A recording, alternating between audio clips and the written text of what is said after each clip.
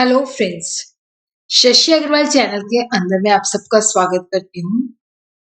आज का जो हमारा सब्जेक्ट है वो है व्यष्टि अर्थशास्त्र और इस वीडियो के अंदर हम लोग समझेंगे ब्याज का पूरा विषय, जिसके अंदर हम ब्याज का मतलब क्या होता है, उसकी परिभाषा, शुद्ध ब्याज क्या होता है, सकल ब्याज क्या होता है, उसी तरह ब्याज का परंपरावादी सिद्धांत, उसी तरह नव परंपरावादी सिद्धांत या ऋण योग कोशिका सिद्धांत जो है उसको समझेंगे। अगर आपको मेरा ये प्रयास सही लगता है तो डू लाइक माय वीडियो, इसको शेयर कीजिए, कमेंट कीजिए, लाइक कीजिए और मेरे चैनल शशि अग्रवाल को सब्सक्राइब कीजिए। तो ये मेरी ऐप है जिसको आप गूगल प्ले स्टोर से एडुसम ऐप है डाउनलोड कर सकते हो। ये जो ऐप है commerce, economics and management students को काफी सारा फ्री स्टडी मटेरियल और काफी सारे फ्री मॉक टेस्ट प्रोवाइड करती है और काफी सारे स्ट्रक्चर कोर्सेज भी अवेलेबल हैं। तो व्यष्टि अर्थशास्त्र का भी स्ट्रक्चर कोर्स जहाँ पे अवेलेबल है। तो सबसे पहले हम समझते हैं ब्याज का मतलब क्या होता है। तो जैसे हम रूटीन में बात करते हैं तो जैसे हमने पूंजी जो है ली है तो उसके बदले में, जैसे पूंजी को यूज कर रहे हैं तो उसके बदले में जो भुगतान करते हैं उसको हम ब्याज कहते हैं। अर्थशास्त्र के अंदर जो पूंजी का मतलब होता है मशीनरी होता है जिससे हम आगे प्रोडक्शन कर सकते हैं, कच्चा माल हो सकता है, भवन हो सकता है, फैक्ट्री हो सकता है। लेकिन ब्याज का उपयोग जो है केवल विशिष्ट समय अवधि के लिए धन के उपयोग के लिए किया गया भुगतान किया जाता है।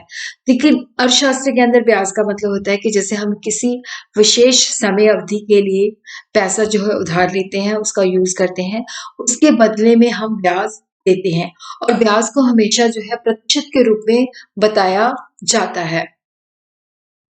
ब्याज धन के उपयोग के लिए या ऋण योग निधि के उपयोग के लिए भुगतान है कि जो पैसा हमने उधार लिया है, जब हम उसको यूज कर रहे हैं तो उसके बदले में हम ब्याज देते हैं। जो व्यक्ति पैसा उधार देता है उसे ऋणदाता कहा जाता है और जो व्यक्ति पैसे उधार लेता है उसे कर्जदार कहा जाता है।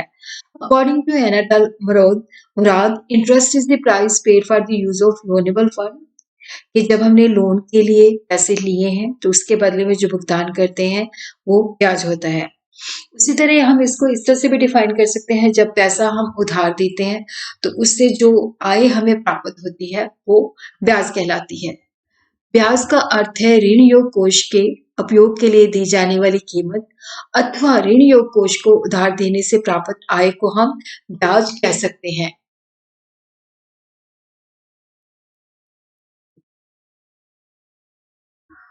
इसी तरह ब्याज का जो अर्थ है, ब्याज वो कीमत जो है मुद्रा या ऋण योग कोष के सेवाओं के लिए दी जाती है कि जब पैसा हम किसको उधार देते हैं तो उसने उधार के लिए वो पैसा यूज किया है तो उसके बदले में वो ब्याज पे करता है। Interest is the payment paid for the use of money और for the use of loanable fund. उसी तरह कुल ब्याज और शुद्ध ब्याज। कुल ब्याज को हम इंग्लिश के अंदर ग्रॉस इंटरेस्ट भी कह सकते हैं। उधार लेने वाला जो पूंजी का प्रयोग करता है, जो उसको कुल भुगतान किया जाता है, उसे कुल ब्याज कहते हैं। कुल ब्याज के अंदर क्या होता है कि जब पैसा उधार दिया जाता है तो उसके अंदर जोखिम भी छुपा होता है। और उसी तरह क्या होता है कि जब हम किसी को पैसे देते हैं तो उससे क्या होता है कि हमें व्यक्तिगत तौर पे भी सुविधा होती है और व्यवसाय के अंदर भी हम उस पैसे को लगा सकते हैं तो वो सुविधा होती है। उसी तरह जो पैसा हमने किसी को उधार दिया है उसकी देख-रेख के अंदर भी जो है हमें किसी को लगाना पड़ता है और चिंता भी होती है और पूंजी को पुनः प्राप्त करने के लिए जो है वो भी हमें सारा कुछ करना पड़ता है। तो वो सब कुछ इसके अंदर शामिल होता है। Gross interest include payment for the loan of capital, payment to cover risk of loss, which may be personal risk, may be business risk, payment for the inconvenience of investment, payment for the work and worry involved in watching investment, calling them and investing them। देखो जो कुल ब्याज है उसके अंदर जब हम किसी को पैसा देते हैं तो उसके अंदर क्या है कि रिस्क छुपा होता है कि जिसको हमने पैसा दिया है वो हो सकता है हमें ना चुकाए, या अगर हमने उसको बिजनेस के लिए दिया है तो हो सकता है उसका बिजनेस डूब जाए, वो हमें पैसा ना दे।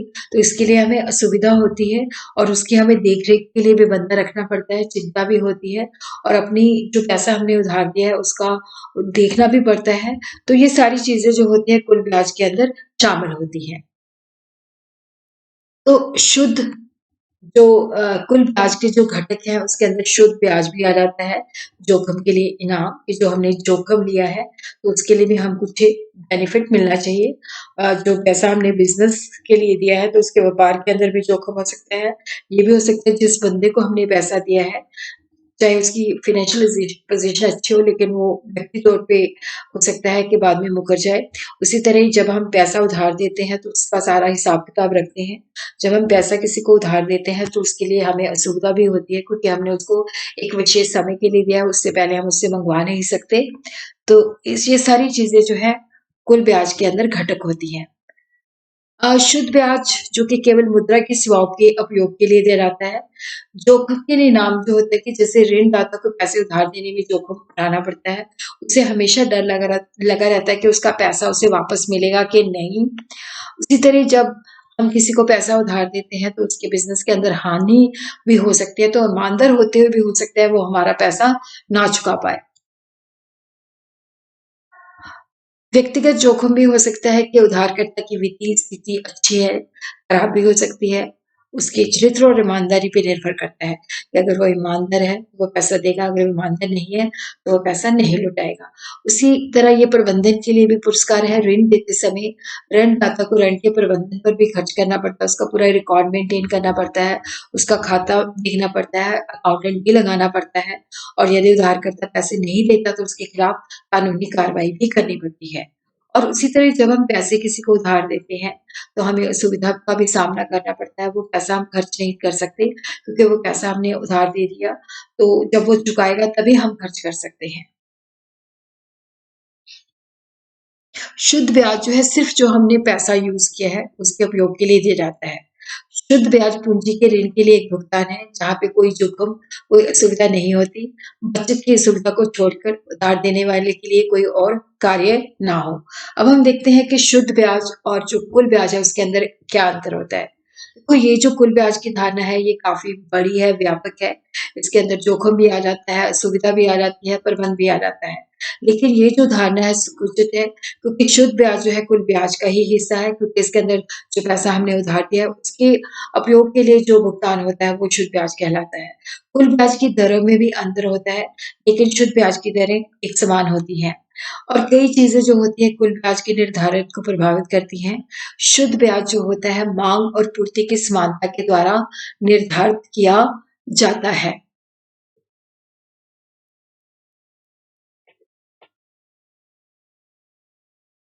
उसी तरह हम देखते हैं कि difference in the rates of interest यदि केवल एक ही व्यक्ति है जो उधार देता है तो ब्याज की दर ज़्यादा होगी।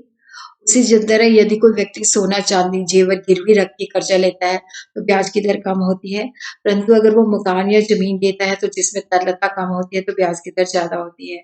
उसी तरह जिसमें जोखिम ज़्यादा होता है उसमें ब्याज की दर ज़्यादा होती है। जिस व्यक्ति के बाज़ार पे साख होती है, तो उसकी मतलब उसका रिस्क कम होता है, तो उसे कम बाज़ार पे मिल जाता है। परंतु दूसरा व्यक्ति जिसकी साख नहीं होती, तो उसको कर्ज़ा देते हुए जोखिम उठाना पड़ता है, तो उसमें ब्याज की दर ज़्यादा होती है। अगर ऋण देते हुए जो पैसा उधार देता है, उसको कई सुविधाओं का सामना करना पड़ता है, तो ब्याज की दर ज़्यादा होगी। यदि ऋणदाता को ऋण के प्रबंधन पर बहुत खर्च करना पड़ता है, तो भी ब्याज की दर ज़्यादा होगी।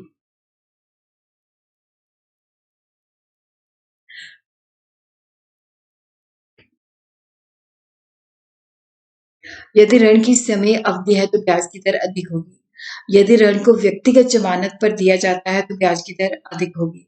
लेकिन अगर कोई परिसंपत्ति जो है संपत्ति दी जाती है तो वहाँ पे ब्याज की दर कम होगी। पूँजी की गतिशीलता अगर ज़्यादा है तो वहाँ पे ब्याज की दर में समानता होती है। अगर पूँजी की गतिशीलता कम है तो ब्याज की दर में काफ़ी ज़्यादा फ़र्क होता है। अगर बैंक जो है ऋण सुविधाएँ प्रदान करता है जहाँ पे लोन वग़ैरह आसानी के साथ मिल जाता है बैंक के द्वारा तो वहाँ पे ब्याज की दर कम होगी। अब हम लोगों ने ब्याज की जो धारणा है उसको अच्छी तरह से समझ लिया है। अब हम देखते हैं ब्याज का परंपरावादी सिद्धांत को हम क्लासिकल थ्योरी ऑफ इंटरेस्ट भी कह सकते हैं। तो ये जो सिद्धांत है जिसको जीएस मिल जो है वालरस मार्शल एंड पीकू ने जो है डेवलप किया है। तो ये जो सिद्धांत है जीएस मिल, वालरस मार्शल और पीकू आदि द्वारा दिया गया है। इसके मुताबिक जो ब्याज होता है वो वास्तविक तत्वों के ऊपर निर्भर करता है। जैसे वास्तविक तत्व के जैसे पैसा हम उधार क्यों लेते हैं, क्योंकि उसके अंदर उत्पादिता होती है, क्योंकि जो व्यक्ति उधार देता है उसने मतलब मितव्ययिता मतलब कम खर्च किया होता है, त्याग किया होता है। तो इस सिद्धांत के मुताबिक जो वास्तविक तत्व है जिसकी वजह से क्या होता है कि ब्याज उत्पन्न होता है, ब्याज जो है एक वास्तविक क्रिया है जो कि वास्तविक तत्वों के ऊपर निर्भर करती है, और ब्याज जो है वहाँ पे निर्धारित होता है जहाँ पे पूंजी की मांग और पूंजी की पूर्ति बराबर होती है। तो यहाँ पे हम देखते हैं कि पूंजी कहाँ से प्राप्त होती है। पूंजी की पूर्ति बचत पर निर्भर करती है। बचत उस समय होती है जब लोग अपनी आमदन को उपभोग पर कम खर्च करते हैं। तो हमें पता है कि जो इनकम वाई जो है वो कंजम्पशन प्लस सेविंग का जोड़ होती है। तो जब हम वाई से कंजम्पशन को माइनस कर देते हैं तो हमारे पास बचत होती है। और बचत जो होती है नेचुरली हमने उपभोग नहीं किया, उसको टाल दिया, हमारे पास संयम है क्योंकि हमने पैसा जो है खर्च नहीं किया, प्रतीक्षा है, समय अधिमान आदि तत्वों के ऊपर प्रभाव पड़ता है। तो वास्तविक तत्वों की जो पूर्ति है उसमें परिवर्तन आने से बचत की मात्रा में भी परिवर्तन, अगर हम उपभोग ज्यादा करते हैं तो ऑब्वियसली जो है बचत कम करेंगे। वास्तविक तत्व की पूर्ति में परिवर्तन आने से बचत की मात्रा में भी परिवर्तन आ जाता है। इसका जो पूंजी का जो पूर्ति वक्र होता है वो नीचे से ऊपर की तरफ होता है। वो उसकी जो स्लोप होती है इस तरह से पॉजिटिव होती है।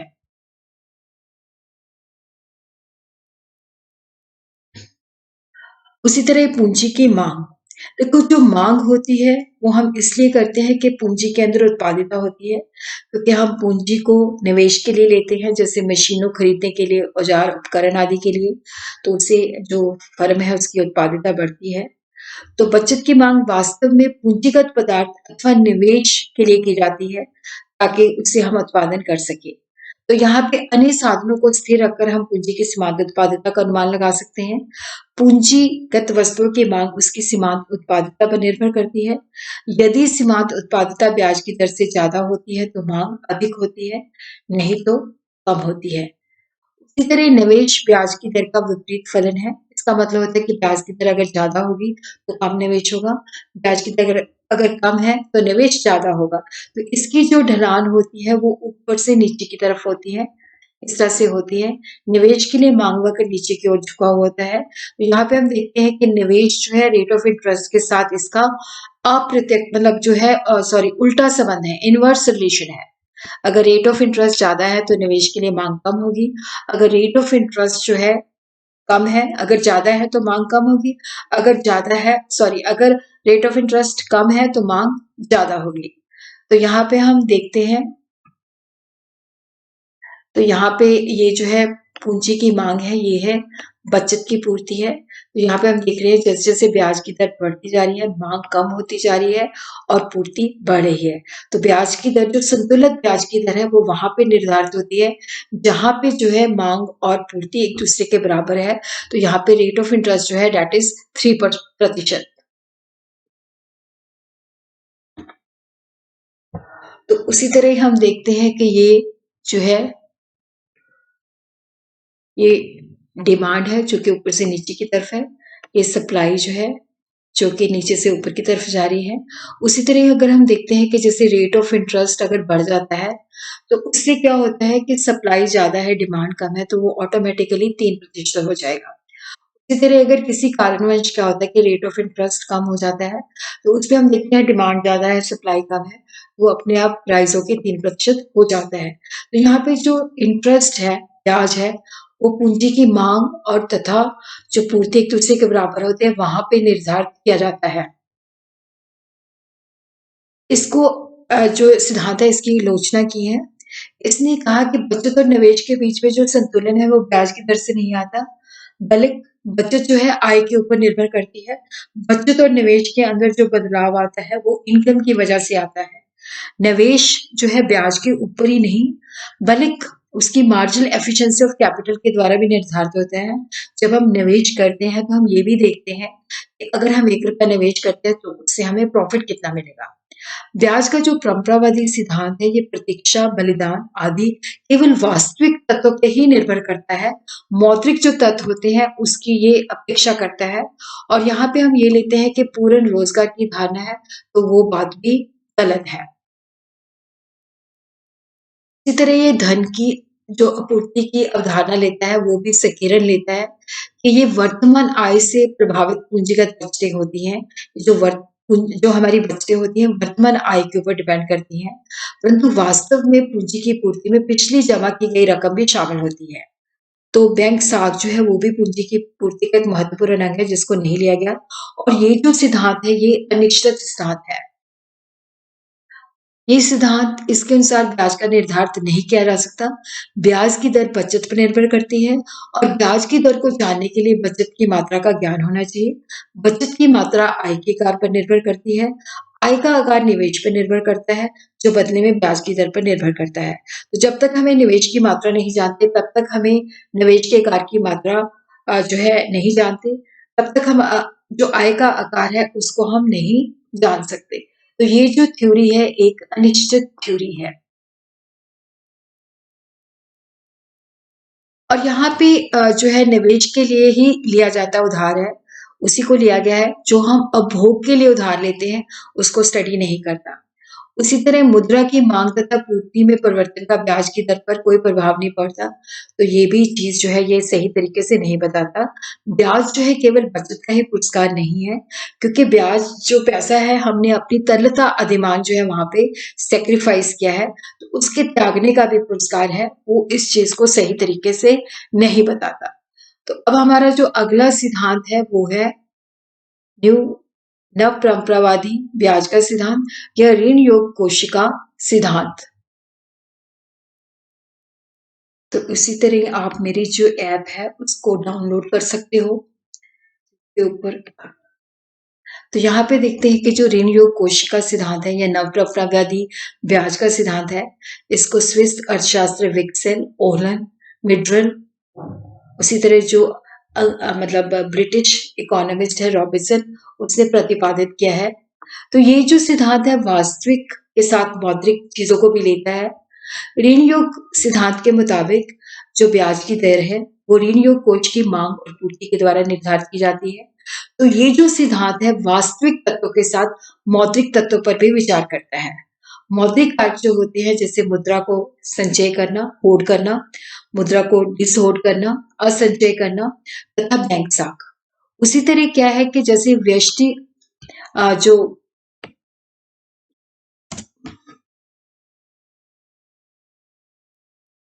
और वास्तविक तत्व जैसे प्रतीक्षा, उत्पादिता, बचत आदि को भी ध्यान रखता है। ये मौद्रिक तत्व को भी लेता है और उसी तरह ही वास्तविक तत्व को भी लेता है।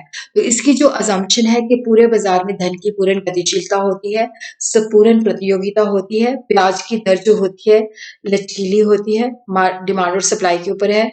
और उसी तरह हम देखते हैं कि यहाँ पे हम स्टडी करते हैं कि ऋण जो कोष जो है वो कहाँ से आता है, उसकी पूर्ति कहाँ से होती है।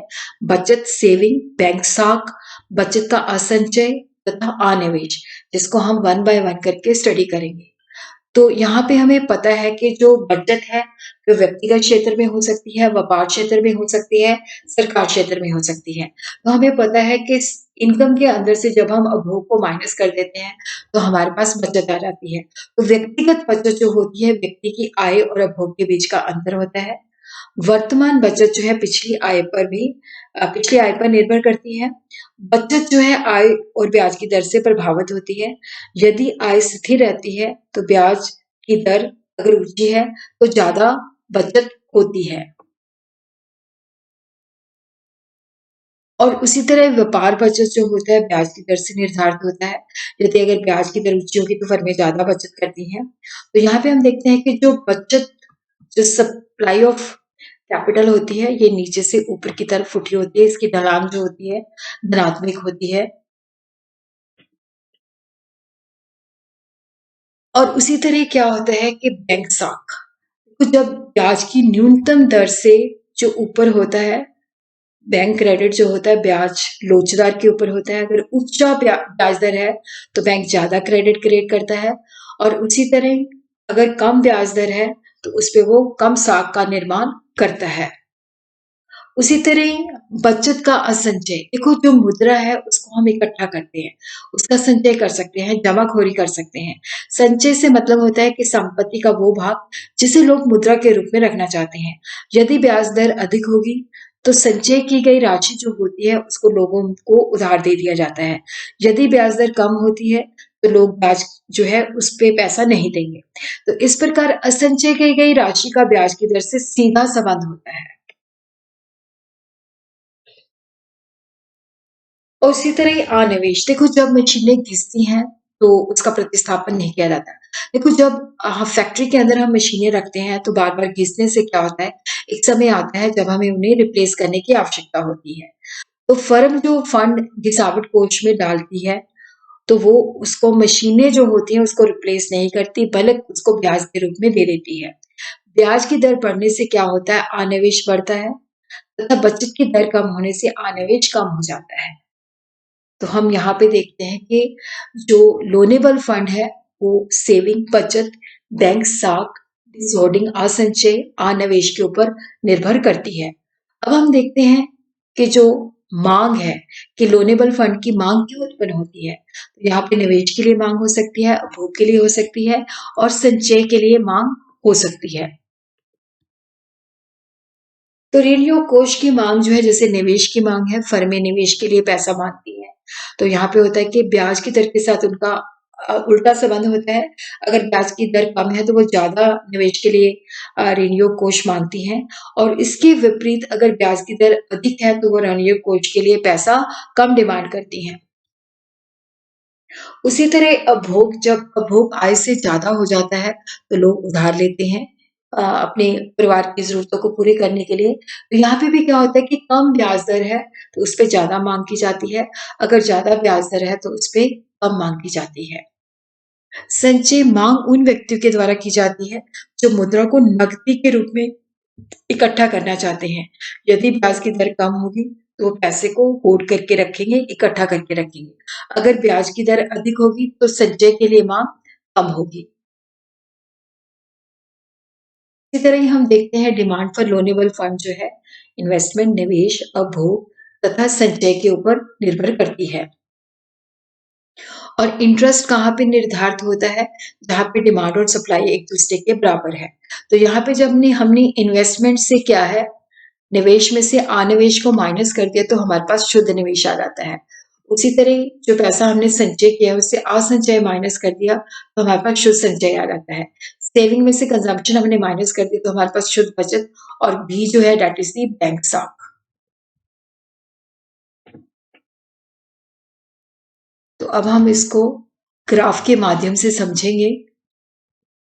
तो यहाँ पे हम देखते हैं कि ये जो है इसके जो है डिमांड कर्व है, ये होर्डिंग है, ये कंजम्पशन है जो कि ऊपर से नीचे की तरफ आ रही है, मांग की ढलान नीचे है, नेगेटिव है।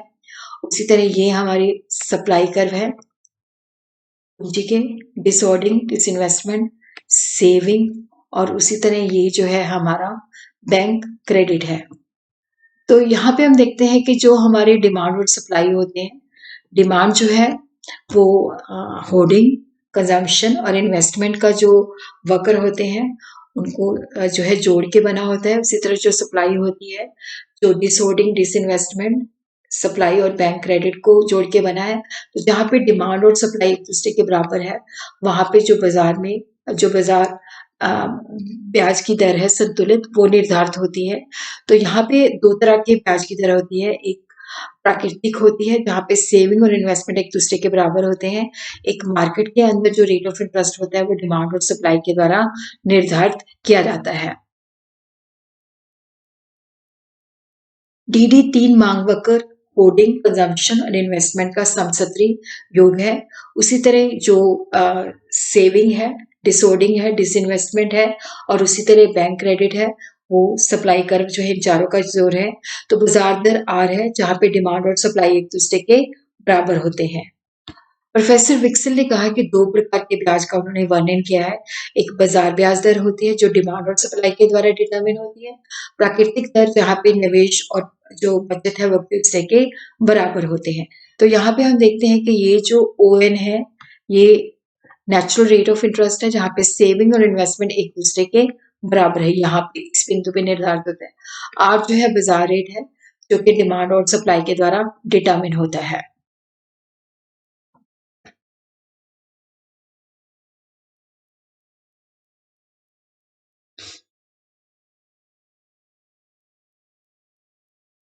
तो इस सिद्धांत की भी जो है केन्स ने आलोचना की है। उसके मुताबिक संचय को बढ़ाया या घटाया जा सकता है। तो वो कहता था कि ये धारणा गलत है, क्योंकि मुद्रा की पूर्ति स्थिर है। अगर एक मुद्रा की संचय को बढ़ाता है तो दूसरे को मुद्रा का संचय कम करना पड़ेगा। तो मुद्रा का संचय जो है घटाया या बढ़ाया नहीं जा सकता, वो स्थिर है। इसी तरह ये जो ब्याज की दर है वो अनिश्चित है। ब्याज की दर ऋणयोग निधियों पर द्वारा निर्धारित की जाती है और ये आय पर निर्भर करता है। आय निवेश के स्तर पर निर्भर करता है। निवेश का स्तर ब्याज की दर पर निर्भर करता है। जब तक हमें आय का नहीं पता चलता, तब तक हमें ब्याज की दर का अनुमान नहीं लगा सकते, और ब्याज की दर का अनुमान लगाए बिना हम आय की एस्टिमेशन नहीं कर सकते। तो ये एक अनिश्चित सिद्धांत है। और उसी तरह ये जो सिद्धांत है वास्तविक तत्व और मौद्रिक तत्वों का मिश्रण है। मौद्रिक तत्व अलग तत्वों से प्रभावित होते हैं, वास्तविक तत्व अलग से होते हैं। तो इस प्रकार उनको हम मिश्रण नहीं कर सकते। और पूर्ण रोजगार की जो धारणा है वो अवास्तविक है। आय पर निवेश का जो प्रभाव होता है उसको नहीं देखा जाता, कि जो लोग होते हैं ऊंची ब्याज दर पर अधिक बचत करेंगे, और ये हमेशा सही नहीं होता, क्योंकि ऊंची ब्याज दर होती है तो वहां पे लोग निवेश करना नहीं पसंद करते। इसको हम कंक्लूड कर सकते हैं प्रोफेसर एच.जी. जॉनसन के मुताबिक गतिशील सिद्धांत है। जैसा ये हमें बताता है कैसे परिस्थितियों के बदलाव के साथ ब्याज और आय का स्तर संतुलन बिंदु पर पहुंच सकता है।